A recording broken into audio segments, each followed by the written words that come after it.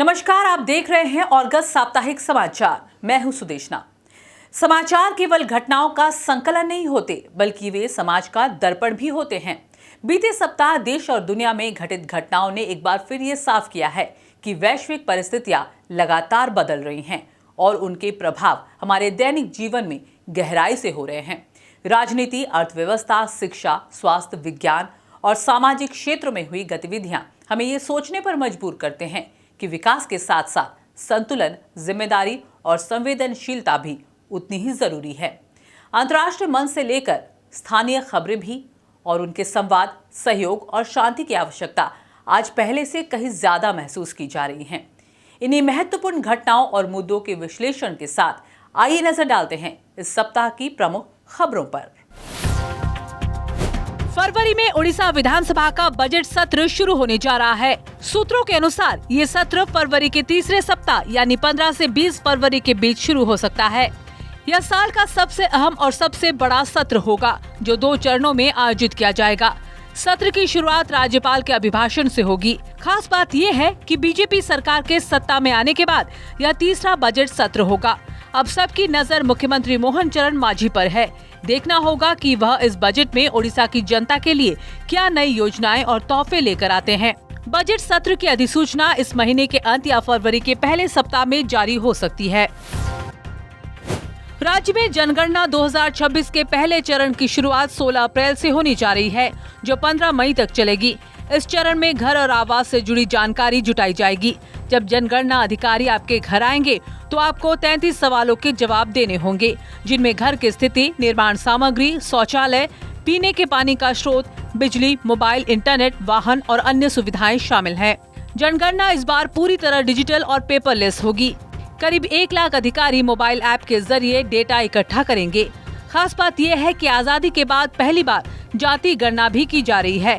दूसरा चरण फरवरी 2027 में होगा, जिसमें जनसंख्या की गिनती की जाएगी। उड़ीसा में तंबाकू उत्पादों पर बड़ा फैसला लिया गया है। सुप्रीम कोर्ट के निर्देशों के तहत उड़ीसा सरकार ने राज्य में तंबाकू और निकोटीन से जुड़े सभी उत्पादों पर पूरी तरह प्रतिबंध लगा दिया है। अब गुटखा, पान मसाला, जर्दा, खैनी जैसे उत्पादों का उत्पादन, पैकेजिंग, भंडारण, बिक्री और वितरण पूरी तरह बंद रहेगा। स्वास्थ्य विभाग के अनुसार तंबाकू सेवन कैंसर का मुख्य कारण है और उड़ीसा की 42% आबादी धुआं रहित तंबाकू का इस्तेमाल करती है, जो राष्ट्रीय औसत से 2 गुना है। सरकार ने ये भी साफ किया है कि 2013 में गुटखा बैन के बाद जो कंपनियां तंबाकू और सुपारी को अलग अलग पैक कर बेच रही थी, अब उस पर भी सख्ती से रोक लगाई गई है। ये फैसला जन स्वास्थ्य और नई पीढ़ी को सुरक्षित रखने के लिए लिया गया है। महानदी जल विवाद को लेकर उड़ीसा से बड़ी खबर आ रही है। मुख्यमंत्री के निर्देश पर गठित अंतर मंत्री स्तरीय समिति की दूसरी बैठक भुवनेश्वर में आयोजित हुई, जिसकी अध्यक्षता उप मुख्यमंत्री कनकवर्धन सिंहदेव ने की।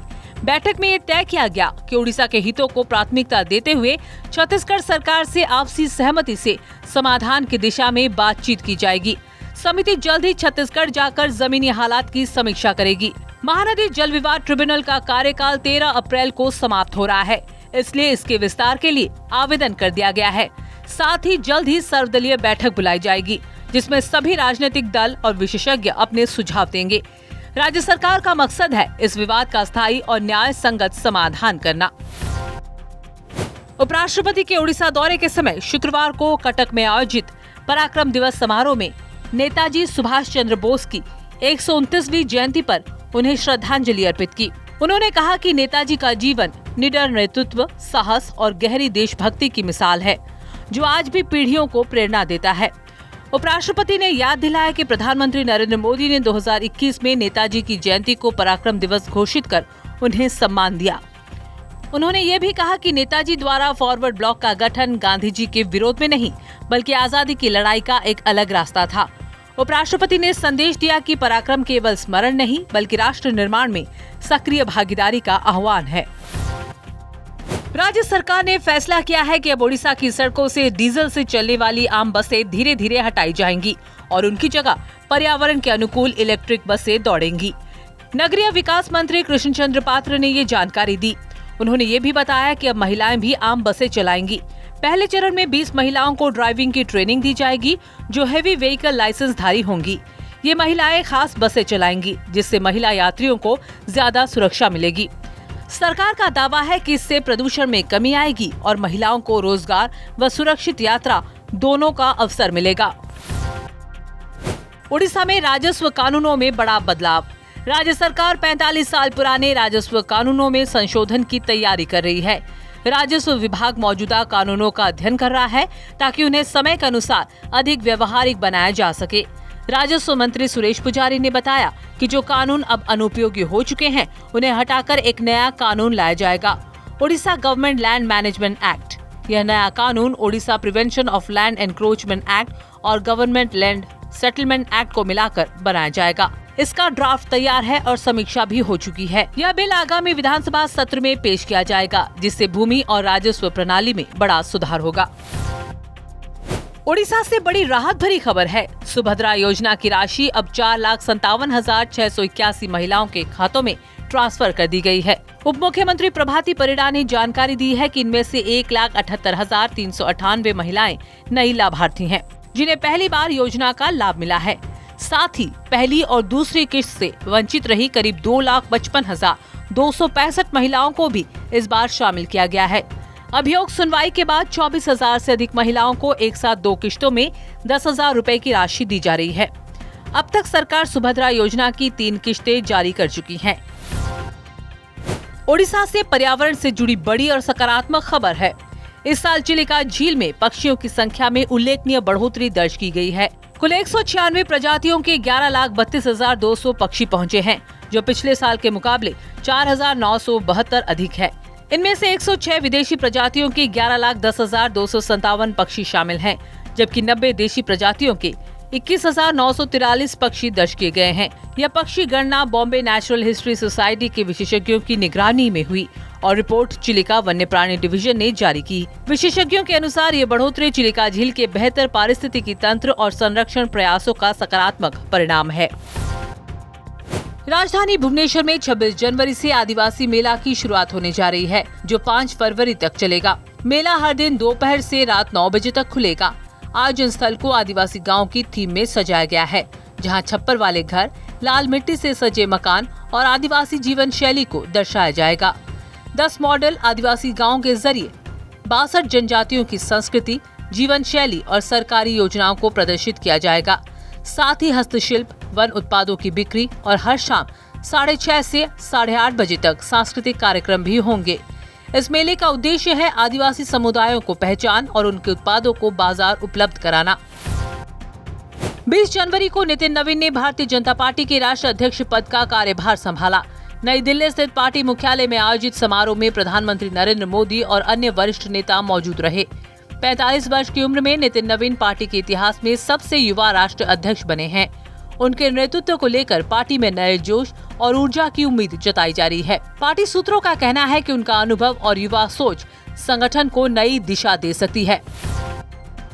बीजेपी अध्यक्ष नितिन नवीन को लेकर पीएम मोदी का खास बयान सामने आया है। 20 जनवरी को नितिन नवीन के भाजपा के राष्ट्रीय अध्यक्ष बनने पर प्रधानमंत्री नरेंद्र मोदी ने उन्हें बधाई दी और उन्हें पार्टी का अब तक का सबसे युवा अध्यक्ष बताया।